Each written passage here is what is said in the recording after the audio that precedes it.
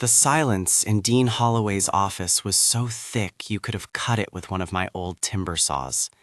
My daughter, Maya, sat across from me, her designer handbag perched on her lap like a trophy, her face twisted in a mask of pure, unadulterated shock. She looked from me to the dean, her mouth opening and closing like a fish out of water. She had spent the last 10 years looking down on me from the ivory tower I had built for her, brick by expensive brick. But she never realized that the foundation was made of my sweat and her own arrogance. "I'm sorry," Maya stammered, her voice cracking. "What did you just say?"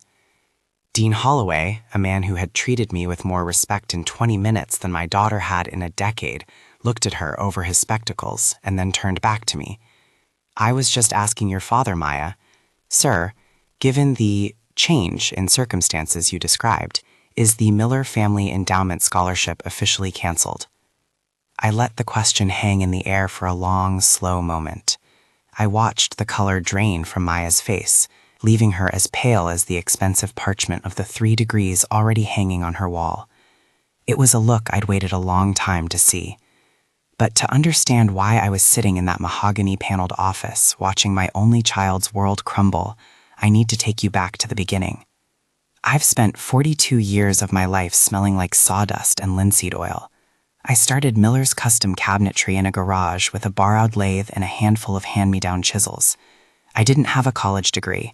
I had calloused hands and a mind for geometry that didn't need a textbook. By the time I hit 50, I'd built that little shop into a high-end firm that furnished the most expensive estates in the tri-state area. I worked 80-hour weeks so my wife Martha and Maya never had to worry about a single bill. Martha was my rock, the one who kept me grounded when the business grew faster than I could track. But when she passed away 8 years ago, something changed in Maya. It was like the bridge between my world of manual labor and Maya's world of academia had collapsed. I had encouraged her to study, to learn, to see the world. I was proud when she got her first degree in philosophy. I was supportive when she decided she needed a master's in art history. I even footed the bill for her 3rd degree, a specialized master's in comparative literature, because she told me it would round out her intellectual profile. The first crack in our relationship appeared about 3 years ago. I'd invited Maya to the opening of a new library I'd done the woodwork for. It was a massive project, floor-to-ceiling walnut shelves, hand-carved molding, the kind of work that takes a lifetime to master. I was standing there talking to the architect when Maya walked up with her group of her friends from the university. She didn't introduce me as the man who built the room. She introduced me by saying, "This is my father, Arthur. He's the contractor." The way she spat the word contractor sounded like she was describing a disease. Later that night, when I asked her why she seemed embarrassed, she said, "Dad, it's just hard to explain what you do to people who actually think for a living. You wouldn't understand the nuance of our conversations. You're uneducated. You just move wood around."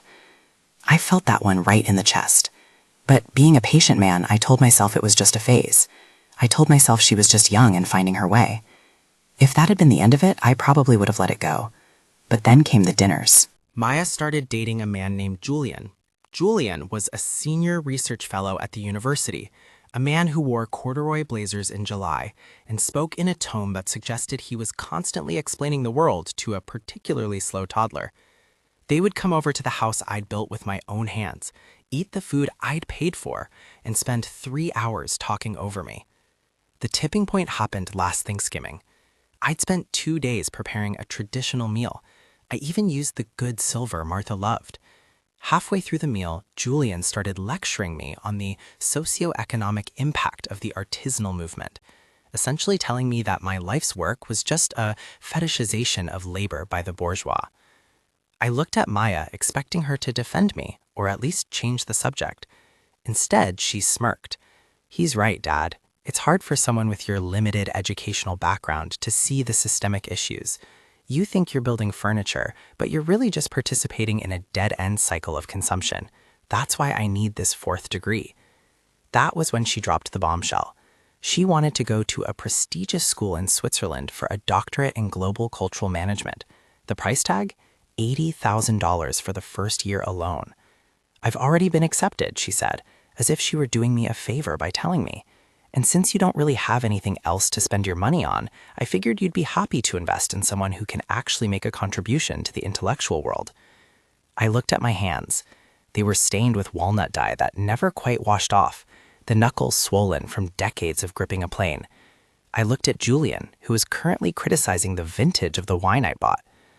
$80,000 is a lot of money, Maya, I said quietly, especially since you've never held a full-time job at 32 years old.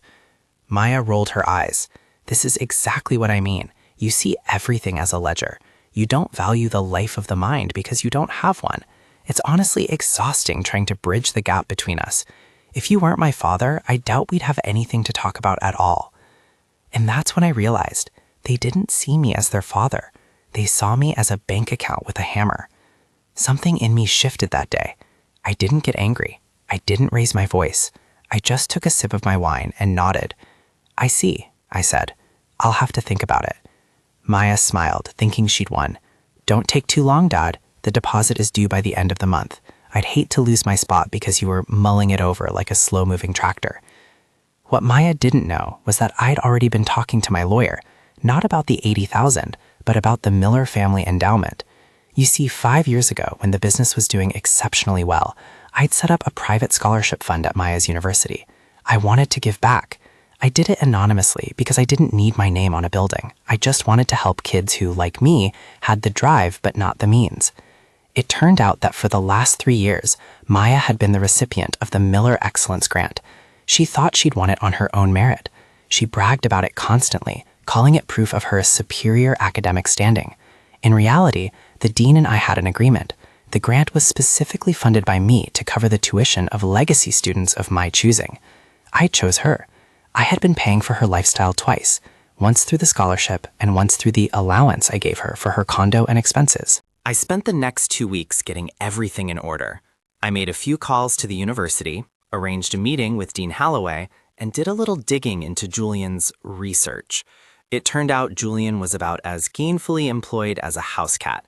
His fellowship was an unpaid position he maintained while living off Maya's allowance, my allowance. The day of the reckoning, I invited Maya and Julian to join me at the university for what I told them was a finalizing of the financial arrangements. Maya was in high spirits as we walked into the dean's office. She was already talking about the flat she wanted to rent in Zurich. She treated the administrative staff like they were her personal servants, barely acknowledging the dean's secretary as we were ushered in. "Dean Holloway," Maya said, her voice dripping with that faux intellectual confidence. "I assume we're here to transfer the funds for the doctoral program? My father is finally seeing the light regarding the importance of advanced research." The dean looked at me, then at the folder on his desk. He looked uncomfortable, but he knew exactly why I was there. We had spoken at length the day before. "Actually, Maya," the dean said, "we're here to discuss the status of your current funding. Your father has brought some concerns to our attention." Maya's brow furrowed. "Concerns? What concerns? My grades are fine. My uneducated father might not understand the complexity of my thesis, but surely the university does." I sat there, calm and methodical, just like when I'm measuring a joint for a dovetail. "I was just telling the dean that I've been thinking about what you said, Maya, about how we have nothing in common, about how I'm just a man who moves wood around. It made me realize that I've been doing you a massive disservice." Maya laughed, a sharp, brittle sound. "Finally, you're admitting you've been holding me back." "No," I said, my voice steady. "I've been holding you up, and it's time I let you stand on your own 2 feet. It's what an intellectual would do, right? Self-reliance? Meritocracy?" I turned to the dean. "Dean Holloway, I've reviewed the terms of the Miller family endowment. As the sole trustee, I believe the bylaws state that I can redirect the funds at my discretion if the current recipient no longer meets the ethical and respectful standards of the grant." The room went dead silent. Maya's smirk began to fade, her eyes darting between us. "The Miller family endowment? Dad, what are you talking about? That's my scholarship. I won that." "No, Maya," I said, leaning forward. "I created it. I've been paying your tuition for 3 degrees through that fund. Every merit award you've bragged about was just me writing a check to the university's back office. I wanted you to feel proud of yourself, so I kept it anonymous. But after hearing how little you value my uneducated contributions to your life, I've decided to move the fund elsewhere." Julian, who had been silent until then, cleared his throat. Now, see here, Arthur, you can't just pull the rug out from under a doctoral candidate. It's anti-intellectual. It's a violation of the academic spirit. I looked at Julian. And you must be the research fellow I've been hearing about. I looked into your work, Julian. Very impressive. It's a shame your fellowship doesn't come with a paycheck because, as of this morning, the lease on the condo Maya lives in, which is in my company's name, has been terminated. You'll both need to be out by the 1st of the month. Maya stood up, her chair screeching against the floor. You can't do this. You're ruining my life. I have a PhD to start. I'm an academic. You're just a carpenter. I am a carpenter who owns the tools, the shop, and the wood, Maya, I said. And right now, I'm closing the shop. The dean cleared his throat again, the sound like a gavel. Sir, I need a formal verbal confirmation for the record. Is the scholarship for Maya Miller canceled?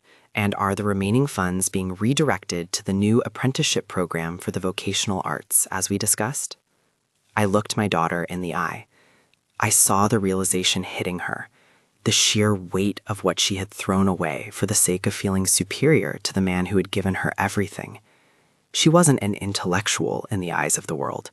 She was a 32-year-old with no job, no home, and a boyfriend who was only there for the free ride.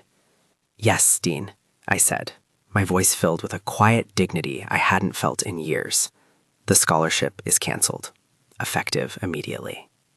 The walk out of the university was the lightest I'd felt since Martha passed.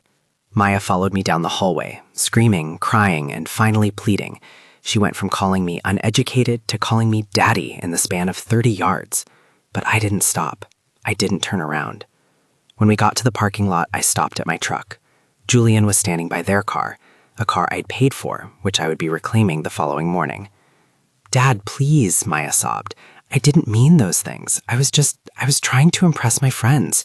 You know how the academic world is. I don't, Maya, I said, opening my door. I'm just an uneducated man who moves wood around. But I do know one thing about wood. If you have a piece that's rotten at the core, you don't keep building onto it. You cut it out and start over. I drove away, leaving them standing in the shadow of the library I'd built.